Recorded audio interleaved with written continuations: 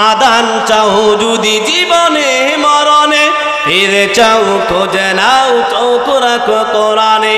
সমাধান চাও যদি জীবনে মরণে, ফিরে যাও খোঁজে নাও চোখ রাখো কোরআনে। তবেই পাবে সুখ শান্তির ঠিকানা, যদি মেনে নাও তুমি মনে প্রাণে। সমাধান সমাধান চাও যদি জীবনে মরণে, ফিরে চাও খোঁজে নাও চোখ রাখো কোরআনে। সমাধান এই যে চির আমলান চির মুক্তির ডাক, এই যে মুহাবানী খোদার কালামে পাক। এই যে চির আমলান চির মুক্তির ডাক, এই যে মুহাবানী খোদার কালামে পাক। এই দুনিয়া আর সেই দুনিয়া, এই দুনিয়া আর সেই দুনিয়া, মুক্তি পাবে তুমি দুজাহানে। সমাধান সমাধান চাও যদি জীবনে মরণে, ফিরে চাও খোঁজে নাও চোখ রাখো কোরআনে। সমাধান ও সমাধান। আলহামদুলিল্লাহিল্লাযী জাআলা আশ-শামসা ওয়াল কমারা বিহুসবান, ওয়ান নাজমা ওয়াশ-শাজারা ইয়াসজুদান, وفضل زمانا على زمان، كما فضل مكانا على مكان. ونشهد أن لا إله إلا الله وحده لا شريك له، ونشهد أن سيدنا وسندنا وحبيبنا ومحبوبنا ومرشدنا ومولانا محمدا عبد الله عبده ورسوله، الذي أرسله بالحق بشيرا ونذيرا، وداعيا إلى الله بإذنه، وسراجا وقمرا منيرا. أما بعد، فقد قال الله تعالى في كلامه المجيد وفي فرقانه الحميد: أعوذ بالله من الشيطان الرجيم. بسم الله الرحمن الرحيم. إن الذين آمنوا وعملوا الصالحات كانت لهم جنات الفردوس نزلا، خالدين فيها أبدا. صدق الله العظيم وصدق رسوله النبي الكريم، ونحن على ذلك من الشاهدين والشاكرين، والحمد لله رب العالمين. وقال رسول الله صلى الله عليه وسلم: لا إيمان لمن لا أمانة له، أو كما قال عليه الصلاة والسلام. اللهم صل على محمد وعلى آل محمد كما صليت على إبراهيم وعلى آل إبراهيم إنك حميد مجيد اللهم بارك على محمد وعلى آل محمد كما باركت على إبراهيم وعلى آل إبراهيم إنك حميد مجيد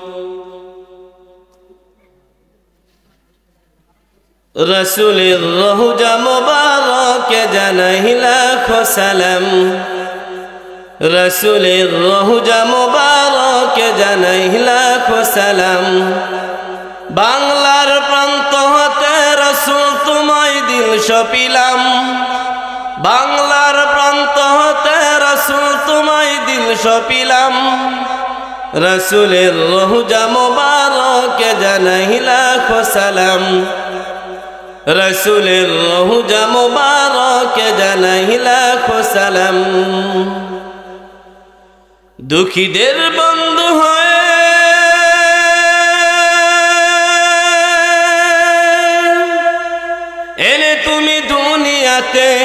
এলে তুমি দুনিয়াতে উম্মতের বন্ধু হয়ে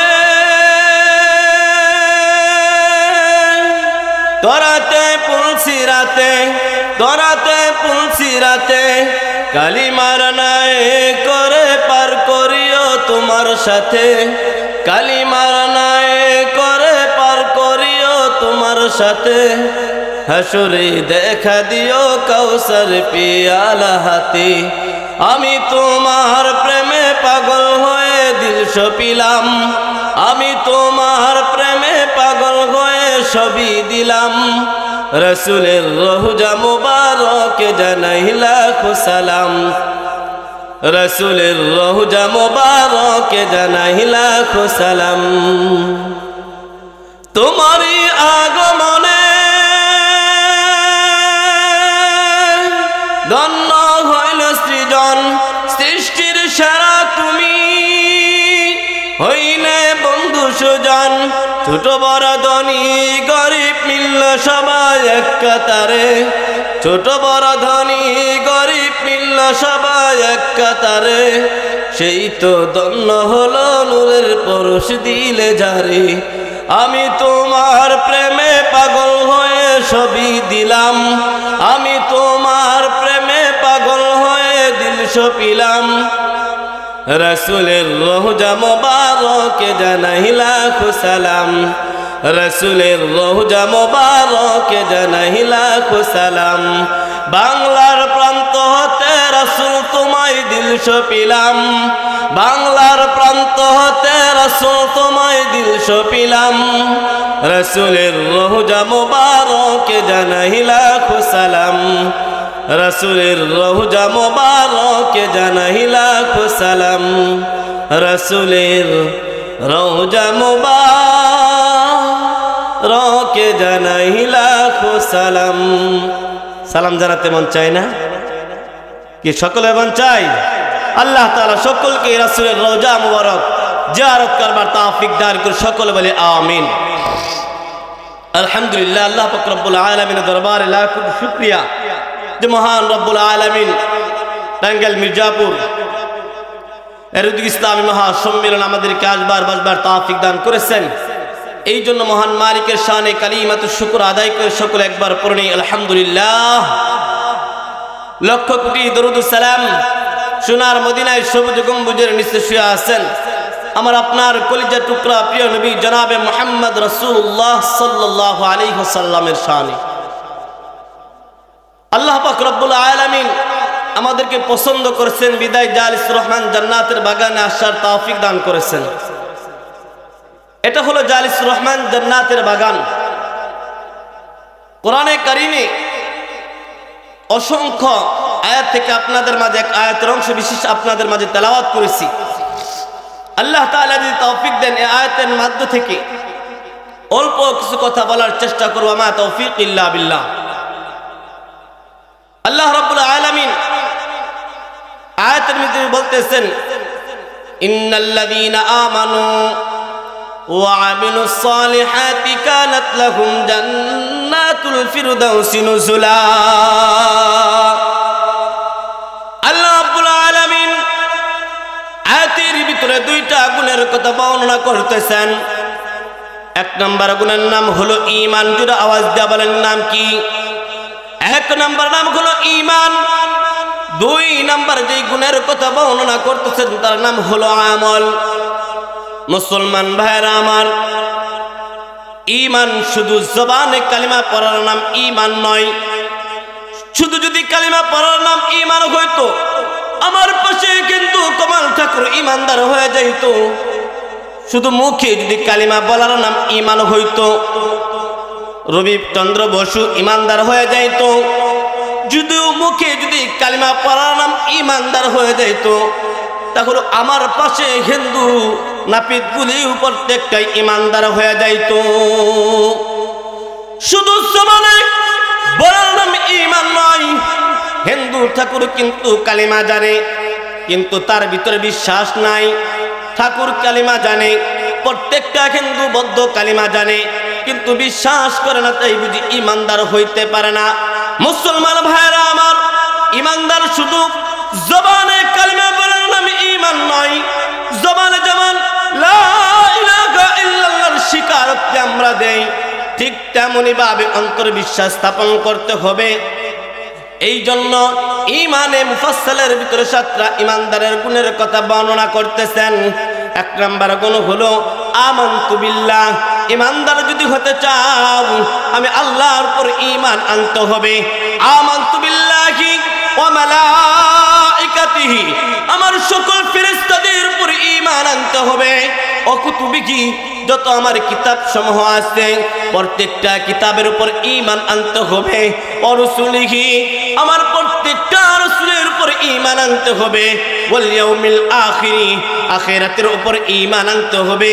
ওয়াল কদরি খাইরিহি ওয়া শাররিহি মিনাল্লাহি তাআলা, তকদিরে ভালো মন্দ যা কিছু ঘটে তার উপর ঈমান আনতে হবে। ওয়াল কদরি খাইরিহি ওয়া শাররিহি মিনাল্লাহি তাআলা ওয়াল বাসি বাদাল মাউত, আবার যে তোমাকে পুনরায় মৃত্যুর পর জীবিত করা হবে এই কথার উপর ঈমান আনতে হবে। এই 7টা সিফাতের উপর তুমি আর আমি যদি বিশ্বাস স্থাপনা করতে পারি, তাহলে বোঝা গেল আমি হলাম ঈমানদার। আর যদি মুসলমান ভাই আমার এই 7টা গুণের মধ্যে থেকে কোনো একটা গুণ যদি আমি বিশ্বাস না করি, আমি নিজেকে যতই ঈমানদার দাবি করি, আমি কিন্তু ঈমানদার নই।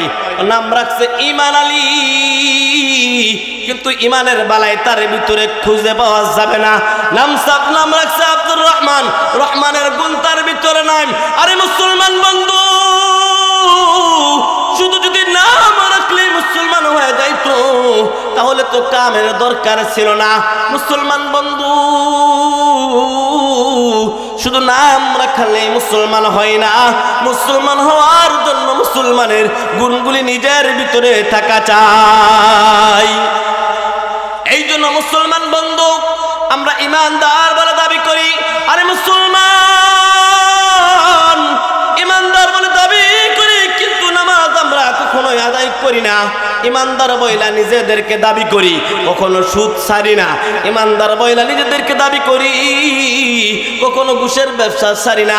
আমরা নিজেদেরকে ঈমানদার বইলা দাবি করি, আমাদের ভিতরে আমানতদারি নাই।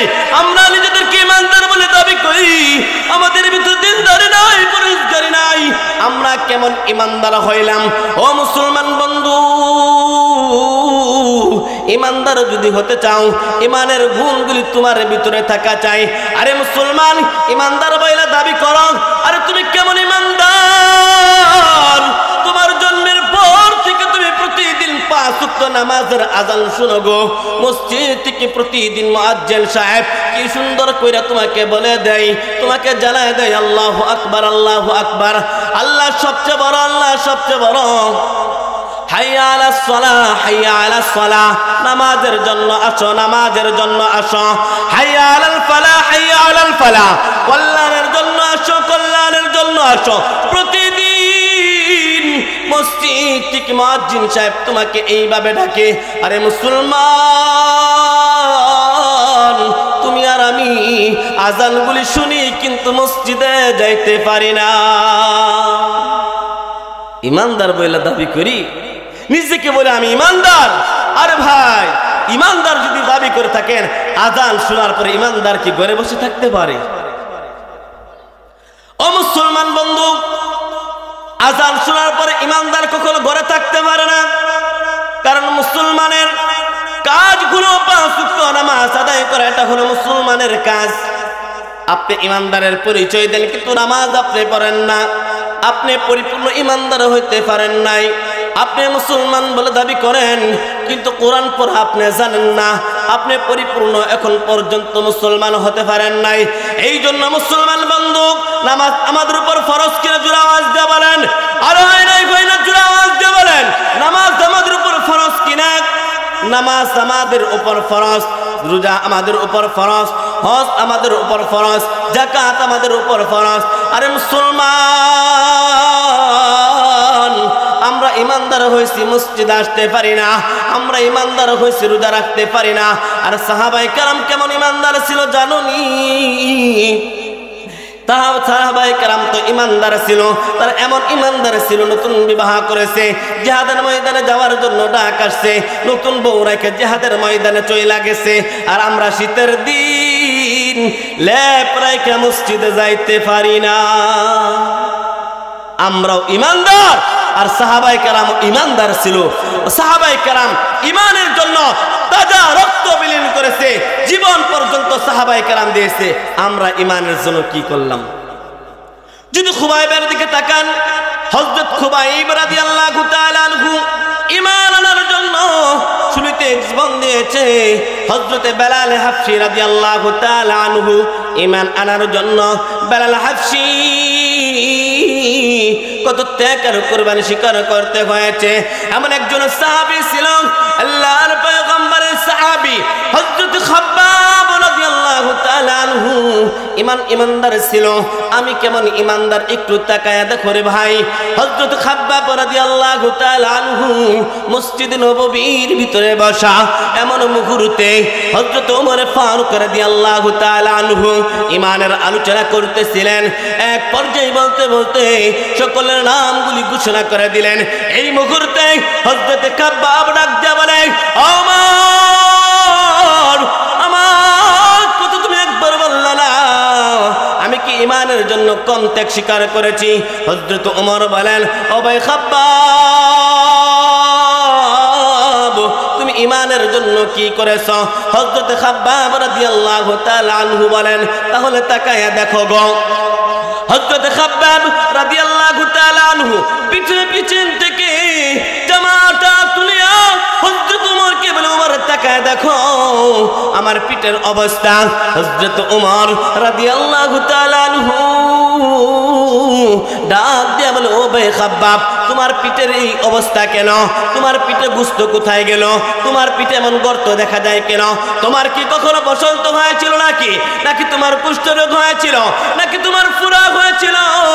হযরত খাব্বাব ডাক দিয়ে বলে, না না খলিফাতুল মুসলিমিন ওমর, আমার কোনদিন বসন্ত হয় নাই, আমার ফুরা হয় নাই, আমার কুষ্ঠরোগ হয় নাই, আমার পিঠের গোশতগুলি ইমানের জন্য বিলীন করে দিয়েছি।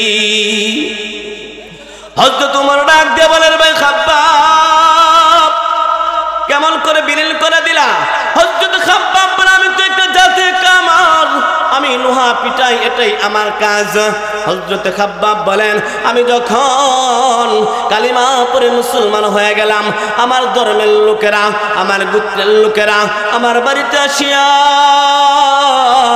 আমাকে বলে, রে খাব্বাব, এখনো সময় আছে, ইমান ছেড়ে দে, এখনো সময় আছে, আমাদের ধর্মে চলে আয়, মুহাম্মাদের ধর্ম ছেড়ে দে, লা ইলাহা ইল্লাল্লাহ থেকে দূরে সরে আয়, তোকে মুক্ত করে দেওয়া হবে। হযরত খাব্বাব বলে, না রে না, সম্ভব না, আমি যেই মুহাম্মাদের কালিমা লা ইলাহা ইল্লাল্লাহ বলে বলেছি, আশহাদু আল্লা ইলাহা ইল্লাল্লাহর যে সাক্ষ্য দিয়েছি, জীবন থাকতে আমি কখনো ফিরে আসতে পারবো না। এই কথা যখন হযরত খাব্বাব রাদিয়াল্লাহু তাআলা আনহু বললেন, হযরত খাব্বাব রাদিয়াল্লাহু তাআলা আনহুকে জ্বলন্ত আগুনের আংরাগুলির ভিতরে চিৎ করে শোয়াইয়া তার বুকের উপরে পাথর চাপা দিয়া দিছে।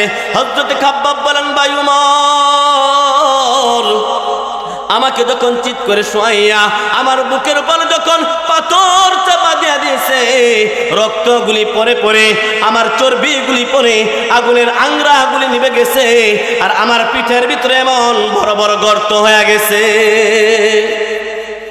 হযরত ওমরের চোখ দিয়ে পানি পড়তেছিল। হযরত ওমর ডাক দিয়া বলে, কি বলো রে ভাই খাব্বাব? বলে, তাই নাকি? আর শুনবা? তাহলে শুনো, আমি যখন ঈমান কোনো মতে আমাকে ঈমান ছাড়া করতে পারলো না, আমার গোত্রের লোকেরা, আমার ধর্মের লোকেরা পাথরের রাস্তাগুলির থেকে আমাকে টানিয়া টানিয়া পাহাড়ের উপর তুলে আবার পাহাড় থেকে ছাড়ে, পাথরগুলি রক্তে ভিজে যায়। এই অবস্থাগুলো আমাকে শাস্তি দিতে থাকে। আমাকে সময় দেওয়া হলো, আরে খাব্বাব, তোমাকে সময় দেওয়া হলো, তুমি যদি ফিরে আসতে চাও ফিরে আসতে পারো, কিন্তু আমি কোনো কথা মানি নাই। কিছুদিন যাওয়ার পর আমাকে পাহাড়ের উপর তুলিয়া আমাকে বলতেছিল, রে খাব্বাব, এখনো সময় আছে, ঈমান ছেড়ে দে। খাব্বাব ডাক দিয়ে বলে, ও আমার গোত্রের লোকেরা, ও আমার ধর্মের লোকেরা, তোমরা শোনো, আমি খাব্বাবের একটা জীবন কেন, হাজার জীবন যদি থাকে আমি খাব্বাব দ্বীনের জন্য, ইসলামের জন্য দিয়া দিব, এরপর ঈমান থেকে এক চুল পরিমাণ সরব না। হযরত খাব্বাব ডাক দিয়ে বলে, আমি যখন এই কথা বললাম, পাহাড়ি কাঁটাগুলি, ও আমার টাকা দেখো, আমার জিহ্বার ভিতরে আলাদা একটা গোস্তের টুকরা হয়ে গেছে। এই পাহাড়ের কাঁটাগুলি আমার জিহ্বার ভিতর লাগায় দিত, এইভাবে আমার জিহ্বার ভিতরে একটা আলাদা গোস্তের টুকরা হয়ে গেছে। এরপরেও আমি খাব্বাব ঈমান থেকে দূরে সরে যাই না। কি পরিমাণ ত্যাগ আর কুরবান তারা স্বীকার করেছে ঈমানের জন্য, আর আমি আর আপনি তো সহজ ঈমান পেয়ে গেছি। কি বলেন? কষ্ট স্বীকার করতে হয়েছে। এমন কষ্ট যদি স্বীকার করতে হইতো তাহলে কয়টা ঈমানদার পাওয়া যাবে? কথা বলেন, পাওয়া যাবে? যদি বলতো যে ঈমানের জন্য তোর জীবন দিতে হইব, ঈমানের জন্য রক্ত দিতে হবে, একটা হাত দিতে হবে, একটা পা দিতে হবে, একটা কর্ণ দিতে হবে, একটা ঈমানদার বর্তমানে খুঁজে পাওয়া যাইতো না। কিন্তু সাহাবায়ে কেরাম ঈমানের জন্য তাদের শেষ রক্ত পর্যন্ত দিয়েছে, জীবন পর্যন্ত দিয়েছে, কিন্তু ঈমান থেকে তারা দূরে সরে যায় না। এই ছিল সাহাবায়ে কেরামের অবস্থা।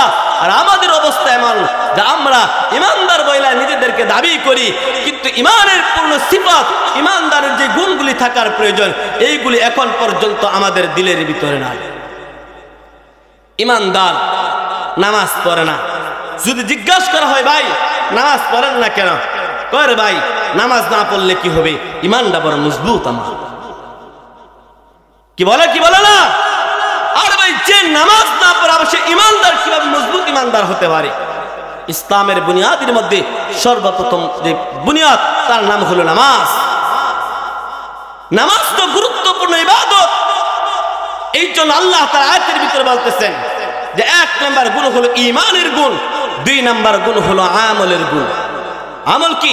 নামাজ পড়া যেমন আমল, কোরআন তেলাওয়াত করা আমল। এই জন্য নামাজ আমাদের উপর ফরজ। কিনা জোরে আওয়াজ দিয়ে বলেন, প্রত্যেকের উপর নামাজ পড়া ফরজ। আমরা তো নামাজের জন্য হুজুর পেশ করি, হুজুর আমার এই সমস্যা, আমার সেই সমস্যা, আমার কাপড় ভালো না, আমার পোশাক ভালো না, আমার বাচ্চায় অস্ত্রাপ করে দিয়েছি, নানা উজুর পেশ করি। কিন্তু কি উজুর আপনি পেশ করবেন? আল্লাহ পাক রব্বুল আলামিন যদি হাসরের ময়দানে জিগায়, তোর কিসের অভাব ছিল, তুই যে নামাজ পড়স নাই? আরেকজন সাহাবীকে যদি আপনার সামনে তুলে ধরা হয় নামাজের জন্য যে তুই যে নামাজ পড়স নাই, তাহলে তাকায় দেখ আমার একটা সাহাবীর দিকে, যার একটা মাত্র কাপড় ছিল, লজ্জাস্থান ঢাকার মতো একটা মাত্র কাপড় ছিল, এরপর সে নামাজ ছাড়ে নাই। আল্লাহর পয়গম্বরের সাহাবী হযরত আব্দুল্লাহ আনসারী রাদিয়াল্লাহু তাআলা আনহু, নবীজির একজন সাহাবী। আব্দুল্লাহ আনসারী প্রতিদিন সবার আগে মসজিদে আসতো, সবার আগে বের হইতো, নবীজির ওজিফাগুলিতে বসতো, নবীজির মসজিদগুলিতে বসতো। আব্দুল্লাহ আনসারী সবার আগে মসজিদে আইসা সবার পরে মসজিদ থেকে বের হইতো। কিছুদিন যাওয়ার পরে আব্দুল্লাহ আনসারী সবার পরে মসজিদে আসে, সবার আগে মসজিদ থেকে বের হয়ে যা। সাহাবায়ে কেরাম এই অবস্থা দেখে নবীজির কাছে অভিযোগ করলেন, ইয়া রাসূলুল্লাহ, ইয়া হাবিবাল্লাহ, আপনার সাহাবী আব্দুল্লাহ আনসারী যিনি সবার আগে মসজিদে আসতো, সবার পরে মসজিদ থেকে বের হইতো, আপনার সাহাবী আব্দুল্লাহ আনসারী এখন সবার পরে মসজিদে আসে, সবার আগে মসজিদ থেকে বের হয়ে যা। আল্লাহর পয়গম্বর ফজরের সালাত আদায় করার পর সাহাবায়ে কেরামদেরকে সাথে নিয়ে আব্দুল্লাহ আনসারীর বাড়িতে গেলেন। আব্দুল্লাহ আনসারীর বাড়িতে গিয়া আব্দুল্লাহ আনসারীর ঘরের দরজায় টোকা দিলেন, ডাক দিয়ে বলতেছেন, ওগো আব্দুল্লাহ আনসারী, দরজা খুলো, দরজা খুলো। কিন্তু কোনো সাড়া আসে নাই। একবার, দুইবার, তিনবার ডাক দেওয়ার পর আব্দুল্লাহ আনসারীর শব্দ করে নাই, কোনো কথা বলে নাই। আল্লাহর পয়গম্বর আব্দুল্লাহ আনসারীর বাড়ি থেকে ফিরে আসতেছিলেন, এমন মুহূর্তে আব্দুল্লাহ আনসারী দরজা খুলিয়া নবীকে ডাক দিয়ে বলে, নবী আমার, আপনি যাবেন না, বেদবি নিবেন না, ওগো নবী আমার, আপনি দাঁড়ান, আমার কথাগুলো একটু শুনে এরপরে যান।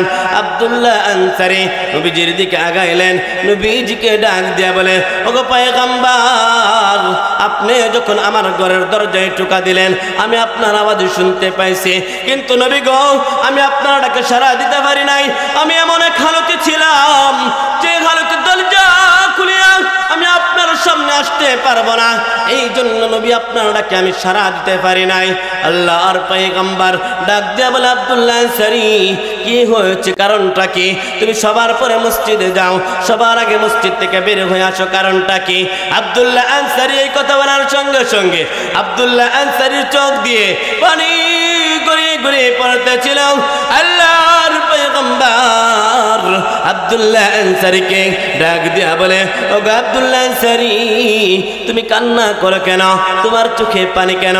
আব্দুল্লাহ আনসারী ডাক দিয়া বলে, নবী আমার, আমি আপনার সাহাবী, আমি সর্বপ্রথম মসজিদে যাইতাম, সবার আগে মসজিদ থেকে বের হইতাম, সবার পরে মসজিদ থেকে বের হইতাম, কিন্তু নবী গো, কিছুদিন যাবত আমি আপনার কোনো মসজিদেও বসতে পারি না, আমি আপনার নামাজ পড়ি সবার পরে যাইয়া। আল্লাহর পয়গম্বর ডাক দিয়ে বলে, কারণটা কি বলো দেখি? আব্দুল্লাহ আনসারী ডাক দিয়ে বলে, নবীজি, 70 টাকার মতো আমি আব্দুল্লাহ আনসারীর একটা মাত্র কাপড়। জোর আওয়াজ দিয়ে বলেন, কয়টা কাপড়? আব্দুল্লাহ আনসারী বলে, নবী গো, আমি আব্দুল্লাহ আনসারীর একটা মাত্র কাপড়, এই কাপড়টা আমি পরিয়া না দৌড়াইয়া নামাজে যাই, নামাজটা শেষ করিয়া আমি বাড়িতে আসি, বাড়িতে আসিয়া আমার ঘরের ভিতরে একটা গর্ত আছে, এই গর্তের ভিতরে লজ্জাস্থানটা লুকাইয়া আমি বসে থাকি, আমার কাপড়টা খুলিয়া আমার স্ত্রীকে দেই, আমার স্ত্রী নামাজ পড়ে। নবীজি, আপনি যখন আমাকে ডাকতেছিলেন আমি গর্তের ভিতরে ছিলাম, আর ওই কাপড়টা দ্বারা আমার স্ত্রী নামাজ পড়তেছিল। এই ঘটনা যখন আল্লাহর পয়গম্বর শুনলেন, আল্লাহর পয়গম্বরের চোখ দিয়ে পানিগুলি জোরে জোরে পড়তেছিল, আর ডাক দিয়ে বলতেছিল, সাহাবীরা রে, তাকাইয়া দেখ, আমি আব্দুল্লাহ আনসারী কত গরিব, একটা মাত্র কাপড় দেয়। আব্দুল্লাহ আনসারী নিজেও নামাজ পড়ে, তার স্ত্রীও নামাজ পড়ে, আর কোনো কাপড় নাই। কেউ কে আসো নাকি আমার আব্দুল্লাহ আনসারীকে সাহায্য করবা? আল্লাহর পয়গম্বর আব্দুল্লাহ আনসারীকে ধরিয়া আব্দুল্লাহ আনসারীকে নিয়া মসজিদে নববীর ভিতরে চলে গেলেন। মসজিদে নববীর ভিতরে যাইয়া যেই সমস্ত সাহাবায়ে কেরাম মসজিদে নববীর ভিতরে বসা ছিল, আল্লাহর পয়গম্বর ডাক দিয়ে বলে, সাহাবীরা রে, দুনিয়ার ভিতরে যদি কোনো জান্নাতি মানুষ দেখতে চাও, আব্দুল্লাহ আনসারীর দিকে তাকাও। আব্দুল্লাহ আনসারী হলো সেই মানুষ, জান্নাতি মানুষ। আব্দুল্লাহ আনসারীকে তোমরা সাহায্য করতে পারো। আল্লাহর পয়গম্বর এই কথা বলার পর আব্দুল্লাহ আনসারীকে সকল সাহাবীরা কিছু সাহায্য করলেন। আল্লাহর পয়গম্বর আব্দুল্লাহ আনসারীকে বলে, চলো তোমাকে বাড়িতে আগাই দিয়ে আসি। যখন আব্দুল্লাহ আনসারীকে নিয়ে নবীজি বাড়ির কাছাকাছি আসছেন, এমন মুহূর্তে আব্দুল্লাহ আনসারীর বাড়ি থেকে দুইটা সন্তানের কান্নার আওয়াজ শোনা যায়। আল্লাহর পয়গম্বর আব্দুল্লাহ আনসারীকে ডাক দিয়ে বলো, আব্দুল্লাহ আনসারী, তোমার বাড়ি থেকে এই যে কান্নার আওয়াজ আসতেছে, এটা কোন বাচ্চাই কান্না করতেছে? আব্দুল্লাহ আনসারী ডাক দিয়ে বলে, নবী আমার দুইটা ছোট্ট ছোট্ট নাবালেগ বাচ্চা আছে, এই বাচ্চা দুইটার খেজুর গাছের সাথে বেঁধে রাখছি। আল্লাহর পয়গম্বর ডাক দিয়া বলে, ওগো আব্দুল্লাহ আনসারী, তুমি কেমন পাষাণ দিলওয়ালা, তোমার দিলের ভিতরে কোনো মায়া নাই, তোমার দিলের ভিতরে কোনো মোহাব্বত নাই, দুইটা নাবালেগ বাচ্চারে তুমি গাছের সাথে বেঁধে রাখছো। আব্দুল্লাহ আনসারী ডাক দিয়ে বলে, নবী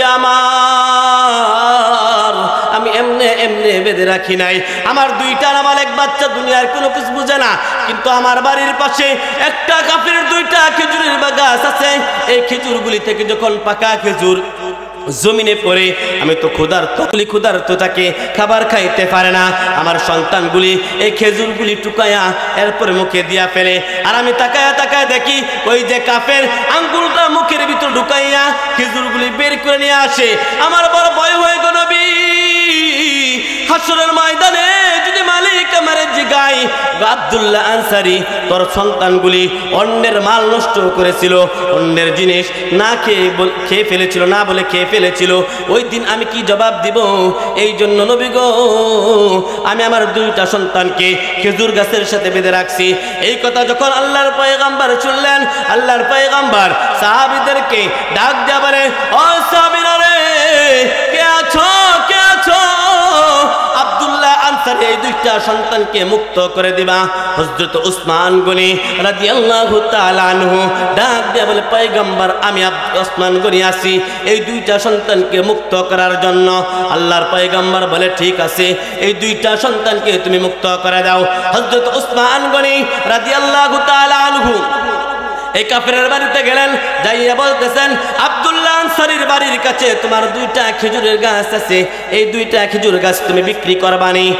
কাফের বলতেছে, হ্যাঁ আমি বিক্রি করব। উসমান গনি বলেন, এর বিনিময়ে তুমি কি চাও?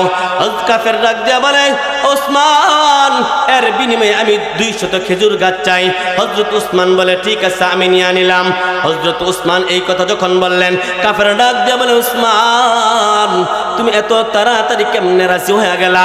উসমান ডাক দিয়া বলে, ও কাফের, তুমি তো 202টা খেজুর গাছের বিনিময়ে 200 খেজুর গাছ চাইছো, তুমি যদি মক্কা মদিনার সবচাইতে বড় বড় বাগানগুলি যদি আমার কাছে চাইতা, আমি উসমান হাসি মুখে তোমাকে দিয়া দিতাম।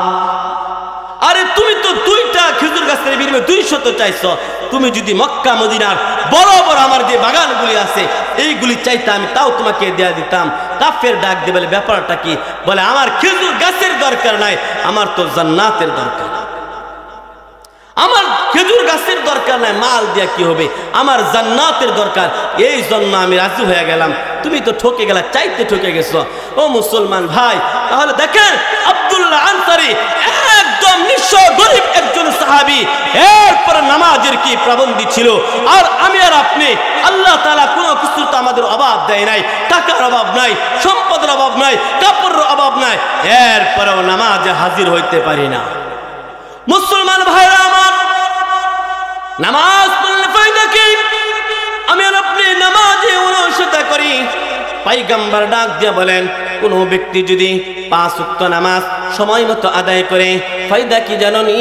কোন ব্যক্তি যদি 5 ওয়াক্ত নামাজ সময় মতো আদায় করে, আল্লাহর পয়গম্বর বলেন 5টা পুরস্কার তাকে দেওয়া হবে। 1 নম্বর পুরস্কার হলো, যেই ব্যক্তি 5 ওয়াক্ত নামাজ সময় মতো আদায় করবে, 1 নম্বর পুরস্কার হলো, পয়গম্বর বলেন রিজিকের অভাব আল্লাহ তাআলা দূর করে দিবেন। আমরা তো রিজিকের পিছনেই দৌড়াই, রিজিকের জন্যই তো নামাজ পড়তে পারি না। আরে ভাই নামাজ কেন পড়তে পারেন না? ভাই নামাজ পড়েন না কেন? তো বন্দে যাইতে হয়। নামাজ পড়েন না কেন? তো ফসল উৎপাদন করতে হয়। নামাজ পড়েন না কেন? তো চাকরিতে যাইতে হয়। এর জন্যই তো নামাজ পড়তে পারি না। পয়গম্বর বলেন কোনো ব্যক্তি যদি 5 ওয়াক্ত নামাজ আদায় করে প্রথম নাম্বার পুরস্কার হলো ওই ব্যক্তির আল্লাহ তাআলা রিজিকের অভাব দূর করে দিবেন। পয়গম্বর বলেন 2 নাম্বার পুরস্কার হলো কোন ব্যক্তি যদি দুনিয়ার ভিতরে সময় মতো নামাজ আদায় করে, পয়গম্বর বলেন 2 নাম্বার পুরস্কার হলো ওই ব্যক্তির কবর আযাব থেকে আল্লাহ তাআলা মুক্তি দিয়ে দিবেন। মুসলমান ভাইরা আমার, কবর আযাব কিন্তু বড় কঠিন। কবর আযাব সইবার মতো ক্ষমতা আমাদের কারো নাই। বেনামাজির কবরের শাস্তির বর্ণনা যদি করতে যাই রাত হয়ে যাবে, কিন্তু শেষ হবে না। বেনামাজির কবরের অবস্থা বড় ভয়ঙ্কর। পয়গম্বর বলেন কোন ব্যক্তি যদি সময় মতো নামাজ আদায় করে ওই ব্যক্তির কবরে কোনো আযাব হবে না। 3 নাম্বার পুরস্কার হলো কোন ব্যক্তি যদি সময় মতো নামাজ আদায় করে, পয়গম্বর বলেন 3 নাম্বার পুরস্কার তার ডান হাতে আমলনামা দেওয়া হবে। কোন হাতে? ডান হাতে আমলনামা দেওয়া হবে। দুনিয়ার ভিতরে সন্তান কলেজে পড়ে, ভার্সিটিতে পড়ে, স্কুলে পড়ে, যখন সন্তানের রেজাল্ট ভালো হয় তখন পিতামাতা খুশি হয় কি হয় না? জোরে আওয়াজ দিয়ে বলেন, খুশি হয় কি হয় না? সন্তান চাচারে ফোন দিয়া কয় চাচা আমি ভালো রেজাল্ট করছি, মামারে ফোন দিয়া কয় আমি ভালো রেজাল্ট করছি, দুলাভাইরে ফোন দিয়া কয় প্রস্তুত থাইকো আসতেছে আগামী মাসে আমি কিন্তু গোল্ডেন A+ পাইছি, মোবাইল কিন্তু কিনাই দিতে হবে। সবাই রে জানা। আর যদি ফেল করে কারে জানা? লেফটারে মুজি দিয়া কম্বলটারে গুছাইয়া এরপর সত্য একটা দেয়, রাত কোন যা দিন কোন যা টেরো পায় না। কারণ কি? রেজাল্ট ভালো হয় নাই। পয়গম্বর বলেন যে ব্যক্তি 5 ওয়াক্ত নামাজ আদায় করবে হাসরের ময়দানে ডান হাতে ওই ব্যক্তির আমলনামা দিবে। আর যে ডান হাতে আমলনামা দিবে হাসরের মাঠ ঘুরে ঘুরে সকলকে দেখাইতে থাকবে, দেখো আজ আমার আমলনামা ডান হাতে দেওয়া হয়েছে, আমার আমলনামা বড় ভালো, আমার আমলনামা তাকায় দেখো। সকলকে সে আনন্দ আত্মহারায় দেখাইতে থাকবে। আর যেই ব্যক্তি নামাজ পড়ে নাই, যার আমলনামা বাম হাতে দেওয়া হবে, ওই ব্যক্তি হাসরের কাউকে দেখাবে না। হাদিসে পাকে আসছে তার সিনার ভিতর থেকে বুকটা চিরে হাতটা বের করে পিছন দিক দিয়ে তার আমলনামা দেওয়া হবে। দুনিয়ার মানুষ তো পারবে না, হাসরে কাউকে দেখাবে না, লোকেরা জিজ্ঞাসা করবে, সে দেখাইতে চাবে না, তার হাই হুতাশ করতে থাকবে। পয়গম্বর বলেন যে ব্যক্তি 5 ওয়াক্ত নামাজ সময় মতো আদায় করবে 3 নাম্বার পুরস্কার হলো, পয়গম্বর বলেন ওই ব্যক্তির ডান হাতে আমলনামা দিয়ে দেবে। পয়গম্বর বলেন যে ব্যক্তি 5 ওয়াক্ত নামাজ আদায় করবে 4 নাম্বার পুরস্কার হলো পুল সিরাতের পুল আল্লাহ তাআলা বিজলির আকারে পার করে দিবে। কি পুল সিরাতের পুল পার হওয়া এভাবে সম্ভব নাকি? 4 নিচ দিয়ে থাকবে জাহান্নাম, উপরে পুল সিরাত। 4 হাতে পাকে আসছে চুলের চাইতে চিকন, হীরার চাইতেও দাঁড় হবে, পারি দিতে পারবেন। একটা বাঁশের সাঁকুই তো পার দিতে পারেন না। একটা বাঁশের সাঁকু 2 ধারে ধরা থাকে, এরপর হেলেন আর দুলেন, আর পুল সিরাতের পুল কেমনে পারি দিবেন? পয়গম্বর বলেন যে ব্যক্তি 5 ওয়াক্ত নামাজ আদায় করবে আল্লাহ তাআলা পুল সিরাতের পুল বিজলির আকারে পার করে দিবেন। বলেন সুবহানাল্লাহ। 5 নম্বর পুরস্কার হলো পয়গম্বর বলেন যে ব্যক্তি 5 ওয়াক্ত নামাজ আদায় করবে ওই ব্যক্তিকে আল্লাহ তাআলা বিনা হিসাবে জান্নাত দিয়ে দিবেন। বলেন সুবহানাল্লাহ। এই হলো নামাজি ব্যক্তির 5টা পুরস্কার। এটা হলো একটা আমলের সূরত। আমি আর আপনি তো নামাজে গাফিলতি করি, নামাজ আমাদের দিলের ভিতরে নাই, নামাজ পড়তে উদাসীন, নামাজ আমাদের ভালো লাগে না, কোরআন আমাদের ভালো লাগে না। কিন্তু মুসলমান নামাজ পড়ার জন্য কোরআনের দরকার আছে নাকি নাই? নামাজ পড়ার জন্য কোরআনের দরকার আছে নাকি নাই? নামাজের জন্য মা বোনরা তো আরো গাফেল, পরি বইলা শেষ করে দে, সময় কোনদিকে চলে যা, নামাজের খবর পাওয়া যায় না। নামাজ পড়ার জন্য কোরআনের দরকার আছে। কোরআন শিক্ষা করা আমাদের আপনার উপর ফরজ। কি কোরআন শিক্ষা করা আমার আপনার উপর ফরজ।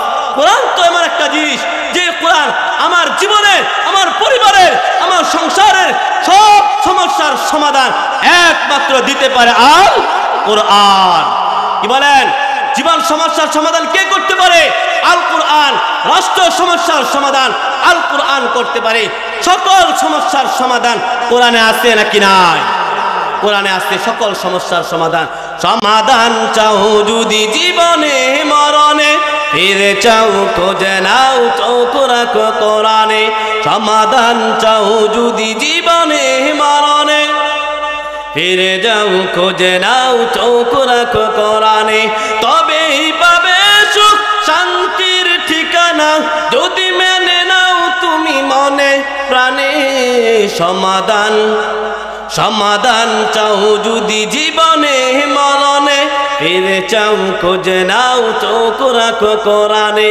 সমাধান এই যে চির আমলান চির মুক্তির ডাক, এই যে মুহাবানী খোদার কালামে পাক। এই যে চির আমলান চির মুক্তির ডাক, এই যে মুহাবানী খোদার কালামে পাক। এই দুনিয়া আর সেই দুনিয়া, এই দুনিয়া আর সেই দুনিয়া, মুক্তি পাবে তুমি দুজাহানে। সমাধান সমাধান চাও যদি জীবনে মরণে, ফিরে চাও খোঁজে নাও চোখ রাখো কোরআনে। সমাধান ও সমাধান। এই বাণী সকলের নয় শুধু মুমিনের, যারাই চলবে মেনে ফল পাবে কোরআনের। কথা বলেন ঠিক না বেঠিক? এই বাণী সকলের নয় শুধু মুমিনের, যারাই চলবে মেনে ফল পাবে কোরআনের। গরে বলো আর রাষ্ট্রে বলো, গরে বলো আর রাষ্ট্রে বলো, অশান্তি দূর করে শান্তি আনে। সমাধান সমাধান চাও যদি জীবনে মরণে, ফিরে চাও খোঁজে নাও চোখ রাখো কোরআনে। সমাধান সমাধান চাও যদি জীবনে মরণে, ফিরে যাও খোঁজে নাও চোখ রাখো কোরআনে। সমাধান ও সমাধান। যাহার পরশ পেয়ে পাথর হলো সোনা, সন্দেহ ভুল নাই যাহার একটি কণা। যাহার পরশ পেয়ে পাথর হলো সোনা, সন্দেহ ভুল নাই যাহার একটি কণা। এ যে আছে বিপ্লব পিছে ফেলে যত সব, এ যে আছে বিপ্লব পিছে ফেলে যত সব, এগিয়ে চলে সেই অগর প্রাণে। সমাধান সমাধান চাও যদি জীবনে মরণে, ফিরে চাও খোঁজে নাও চোখ রাখো কোরআনে। সমাধান ও সমাধান। কি সমাধান আছে নাকি কোরআনে নাই? আর ভাই জীবন সমস্যা থেকে শুরু করে রাষ্ট্র পরিচালনা পর্যন্ত আল্লাহর পয়গম্বর পরিচালনা করছেন কোরআন দিয়ে। কথা বলেন ঠিক না বেঠিক? আজকে আমাদের ঘর থেকে কোরআন দূরে সরে গেছে বিদায় শান্তিও চলে গেছে। এখন আর ঘরের ভিতরে কোরআন তেলাওয়াত হয় না। কি বলেন হয়? আগের মতো কোরআন তেলাওয়াত আর ঘরের ভিতরে হয়? আগে ফজরের পরে ঘর থেকে বের হলে কোরআনের আওয়াজ শোনা যাইতো, এখন আর কোরআনের আওয়াজ শোনা যায় না। এখন ঘরের ভিতরে টিভি আর মোবাইলে ব্যস্ত করে তুলেছে। এখন আর কোরআনে পড়ার মতো সময়। ওই যে যখন পুত্রবধূ প্রথম বাড়িতে আসছিল, একটা কোরআন শরীফ সুন্দর করে গিলাপ পেঁচাইয়া নিয়ে আসছিল, ওই যে রাইখা দিছে। আবার যেদিন কেউ মারা যাবে ওই দিন ওই জায়গা থেকে নামা। কথা বলেন? আগে ফজর পরে বের করে প্রত্যেকটা ঘর থেকে মা বোনদের কণ্ঠে কোরআনের তেলাওয়াত আসতো। এখন আর কোরআনের তেলাওয়াত ঘরের ভিতরে নাই। এই জন্য ঘরের ভিতরে শান্তি নাই। যজ্ঞ ঘরের ভিতর থেকে দূর হয় না, অশান্তি ঘরের ভিতর থেকে দূর হয় না, অভাব ঘরের ভিতর থেকে দূর হয় না, সন্তানগুলির কথা শুনে না। কারণ কি? আপনি ঘর থেকে কোরআনকে সরিয়ে দিয়েছেন, আর আল্লাহ তাআলা আপনার ঘর থেকে শান্তি সরিয়ে নিয়েছে। এই জন্য ঘরের ভিতরে কোরআনের আওয়াজ চালু করতে হবে। কোরআন তো আমার একটা জিনিসের নাম, যেটা আপনাকে আকর্ষণ করবে। শান্তির একমাত্র মাধ্যম হলো কোরআন। আগে মক্তবগুলি ভরা থাকতো, মক্তবগুলি ফাঁকা থাকতো না। সকাল ফজরের পরেই সন্তানগুলি কোরআন কায়দা সিপারা নিয়ে কোরআন শরীফ নিয়ে মক্তবের দিকে হাঁটতে থাকতো। আর এখনের সন্তানগুলি ওই দিকে হাঁটে না, কেজি আর কিন্ডার গার্ডেনের দিকে চলে যা। এখন আর কোরআন মাও পড়ে না, বাবাও পড়ে না, ঘরের ভিতরে কোরআন নাই। এখন কোরআনটা অকিছু হয়ে গেছে, অকিছু। কি কথা ঠিক না বেঠে? প্রত্যেকটা ঘরে এখন কোরআন অকিছু কিছু হয়ে গেছে, কাজে লাগে কি? কাজে লাগে মোবাইলটা। এইটা কিন্তু কাজে লাগে ভাই। যাই বলেন, সিরিয়াল যদি কোনো কারণবশত একটা মিস হয়ে যায়, মনে করেন রান্নার কারণে অথবা জ্ঞান না, বাচ্চায় কান্না করতেছে, এই কারণে কোনো মতে সিরিয়াল দুপুরটা মিস হয়ে গেছে, রাতের বেলা কাজা করতে কিন্তু ভুলে না। কি বলেন, ভুলে? রাতের বেলাটা মিস হইলে সকালেও ভুলে না। ফোন ছাড়া তো চলেই না। যুবকরাও যেমন মোবাইলের পাগল, আজকের যুবকেরাও মোবাইলের পাগল, বাচ্চাও মোবাইলের পাগল, মাও মোবাইলের পাগল। এখন সমাজ ভরে গেছে মোবাইলের বাইরে আছে। এখন আর কোরআন ভালো লাগে না, নামাজ ভালো লাগে না, হাদিস ভালো লাগে না, কোরআনী মাহফিলগুলো এখন আর ভালো লাগে না। ভালো লাগে কি? মোবাইল আর মোবাইল। মোবাইল আসিল কি দোলা লাগিল, কোরআন পড়ায় মন বসে না। মোবাইল আসিল কি দোলা লাগিল, নামাজ পড়ায় মন বসে না। পরনে চাই তাক পেটে ভাত নাই যাক, পরনে চাই তাক পেটে ভাত নাই যাক, মোবাইল ছাড়া পোলার দিন চলে না। মোবাইল আসিল কি দোলা লাগিল, পড়ালেখায় মন বসে না। মোবাইল আসিল কি দোলা লাগিল, নামাজ পড়ায় মন বসে না। রাত 12টার পরে উনি যখন ফোন করে, চোখের পাতায় ঘুম আসে না। রাত 12টার পরে উনি যখন ফোন করে, চোখের পাতায় ঘুম আসে না। সারা রাত জাগিয়া ফোনে কথা বলিয়া, সারা রাত জাগিয়া ফোনে কথা বলিয়া, ফজরের ঘুম তো ফুলার ভাঙে না। মোবাইল আসিল কি দোলা লাগিল, কোরআন পড়ায় মন বসে না। মোবাইল আসিল কি দোলা লাগিল, নামাজ পড়ায় মন বসে না। মোবাইলের মেলা, প্রেম প্রীতির খেলা, এখন আর পার্কে যাওয়া লাগে না। কথা ঠিক না ঠিক? মোবাইলের মেলা, প্রেম প্রীতির খেলা, এখন আর চিঠি লেখা লাগে না। বিছানায় বসিয়া কানে ফুল লাগাইয়া, বিছানায় বসিয়া কানে ফুল লাগাইয়া, কই মোর সোনা বন্ধু বইল না। মোবাইল আসিল কি দোলা লাগিল, পড়ালেখায় মন বসে না। মোবাইল আসিল কি দোলা লাগিল, নামাজ পড়ায় মন বসে না। পরনে যাই তাক পেটে ভাত নাই যাক, পরনে যাই তাক পেটে ভাত নাই যাক, মোবাইল ছাড়া পোলার দিন চলে না। মোবাইল আসিল কি দোলা লাগিল, নামাজ পড়ায় মন বসে না। মোবাইল আসিল কি দোলা লাগিল, ইসলামের সম্মিলন ভালো লাগে না। কথা ঠিক না ঠিক? মোবাইল আইসেন সব শেষ করে দিছে, সমাজ থেকে আমাদের বিশৃঙ্খলা বাজিয়ে দিয়েছে।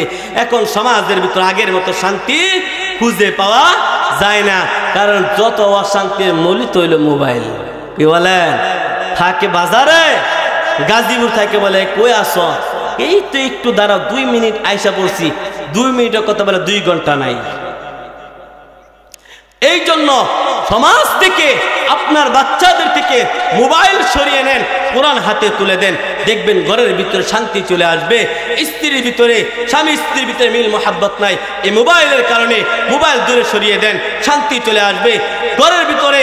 সকাল সন্ধ্যা কোরআন তালিম চালু করে দেন। কোরআন শিক্ষা আপনার ঘরের ভিতরে যদি থাকে, কোরআন শিক্ষা যদি আপনার ঘরের ভিতরে থাকে, ওই ঘরের ভিতরে কখনো অকল্যাণ বয়ে আনবে না, ওই ঘরের ভিতরে শান্তি আর শান্তি। এই জন্য প্রত্যেকটা মুসলমানের কোরআন শিক্ষার দরকার আছে নাকি নাই? প্রত্যেকটা মুসলমানের কোরআন শিক্ষার দরকার আছে, কারণ কোরআনই দিতে পারে আমাদেরকে শান্তির পথ দেখাইতে পারে, কোরআন আমাদেরকে অশান্তি থেকে দূরে রাখতে পারে, কোরআনই পারে আমাদেরকে সঠিক পথ দেখাইতে, কোরআনই পারে আমাদেরকে সুদ থেকে ফিরাই আনতে, কোরআনই পারে আমাদেরকে ঘুষ থেকে ফিরাই আনতে। এই জন্য কোরআন ছাড়া বিকল্প কোনো পথ নাই, কোরআনের পথে আমাদের চলতে হবে, এটাই আমাদের কোনো প্রতিজ্ঞা থাকতে হবে যে কোরআন যেখানে আমিও আসছি সেখানে, কোরআন নাই যেখানে আমি নাই সেখানে।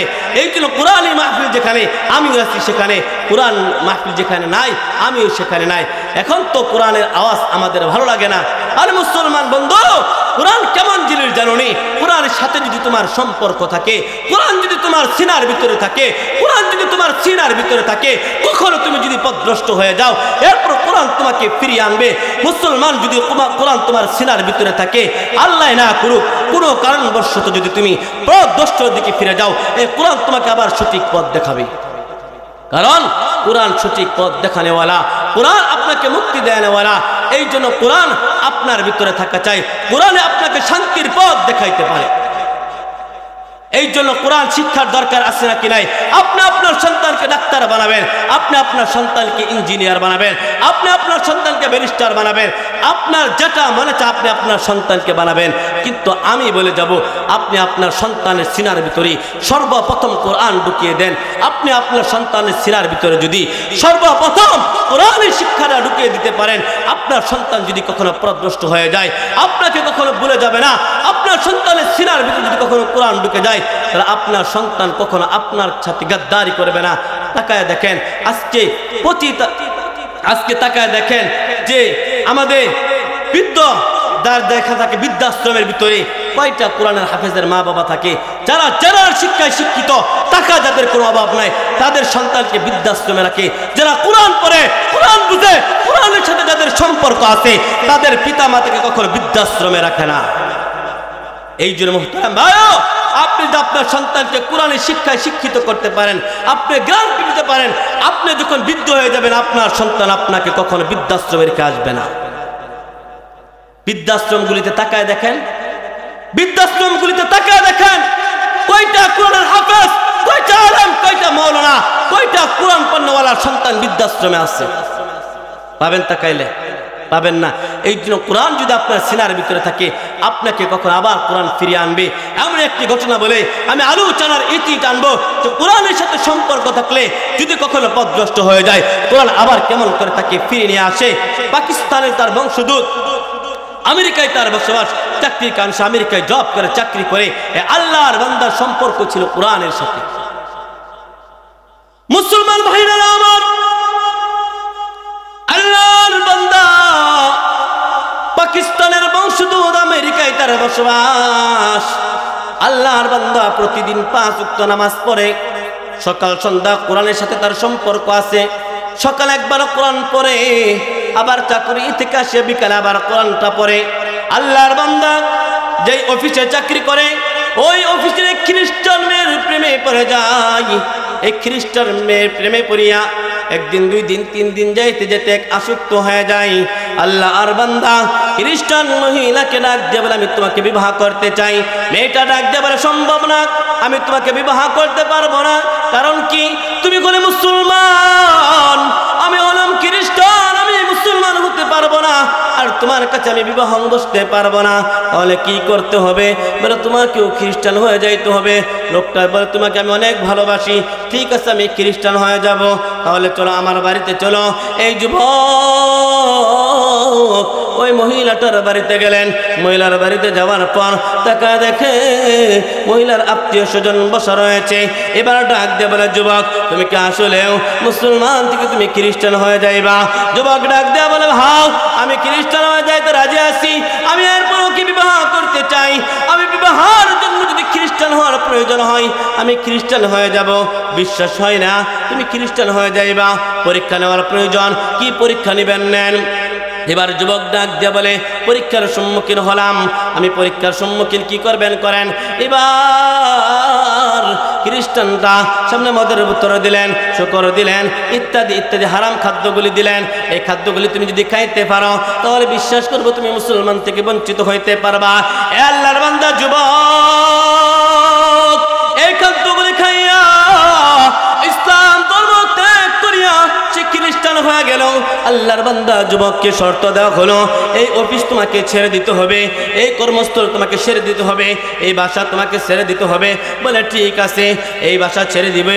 আল্লাহর বান্দা এবার বাসায় যাইয়া আল্লাহর বান্দা তার ব্যাগগুলি গুছাইলো, তার কাপড় চোপড়গুলি ব্যাগের ভিতরে তুললো। সব কিছু তোলার পর বারবার তোর চোখটা ওই কোরআনের দিকে যাই, কোরআনের দিকে যাই। আর কে জানি ডাক দেব, মুসলমান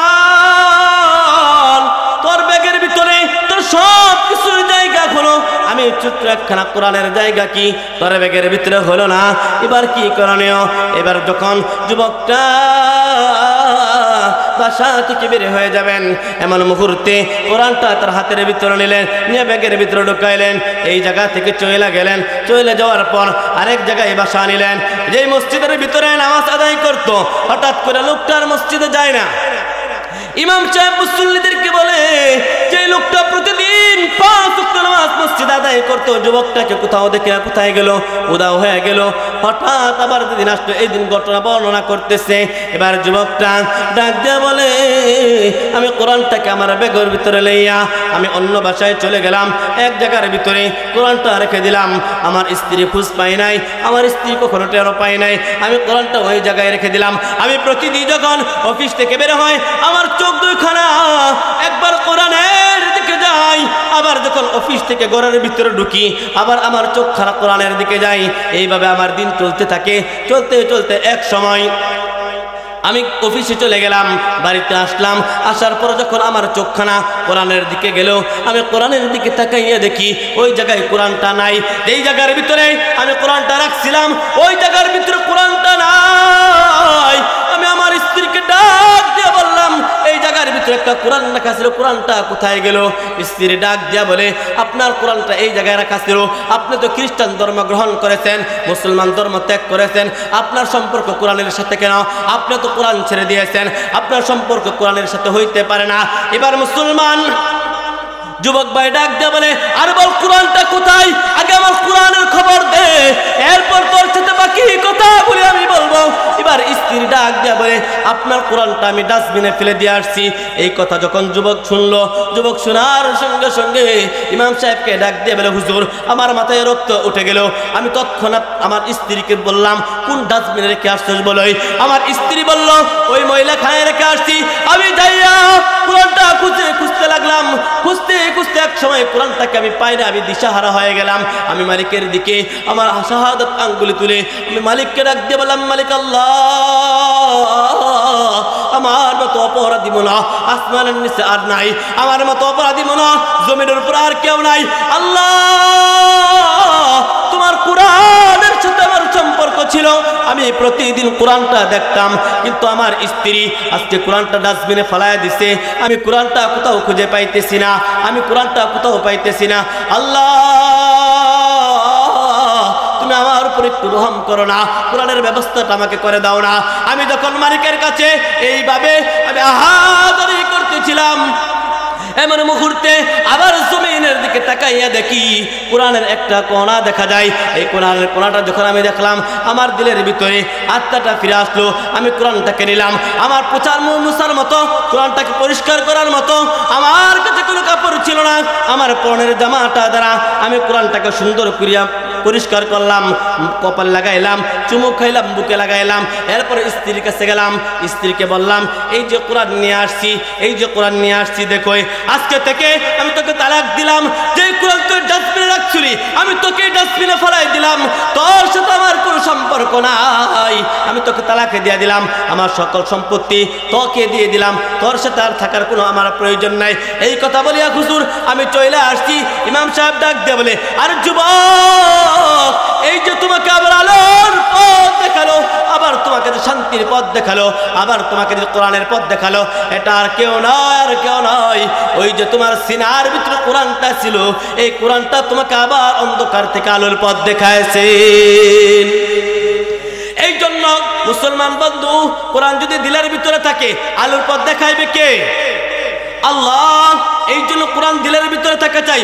কোরআন যার পরশ পেয়েছে, সেই ব্যক্তি তো দুনিয়ার ভিতর কল্যাণকর হয়েছে। একজন খারাপ ব্যক্তি, দুনিয়ার শ্রেষ্ঠতম খারাপ ব্যক্তিটা হযরত ওমর ফারুক রাদিয়াল্লাহু তাআলা আনহু, কোরআনের সাথে সম্পর্ক থাকার কারণে, কোরআনের সাথে মহব্বত থাকার কারণে, কোরআনের কারণে সোনালী যুগের শ্রেষ্ঠ মানব হয়েছে, খলিফাতুল মুসলিমের হয়েছে একমাত্র কোরআনের কারণে। এই কোরআনকে আমরা বুকের ভিতরে জায়গা দেব কি দিব না? এই কোরআনকে আমাদের বুকের ভিতরে জায়গা দিতে হবে, কোরআন আমাদের ঘরের ভিতরে থাকতে হবে, কোরআনের সাথে আমাদের সম্পর্ক সম্পর্ক থাকতে হবে। আমার আপনার সম্পর্ক যদি কোরআনের সাথে হয় তাহলে আমার আপনার সম্পর্ক হবে মালিকের সাথে। আর আমার আপনার সম্পর্ক যদি কোরআন থেকে জুদা হয়ে যায় তাহলে আমি আর আপনি মালিক থেকেও জুদা হয়ে যাব। এই জন্য কোরআনের সাথে আমার আপনার সম্পর্ক থাকতে হবে।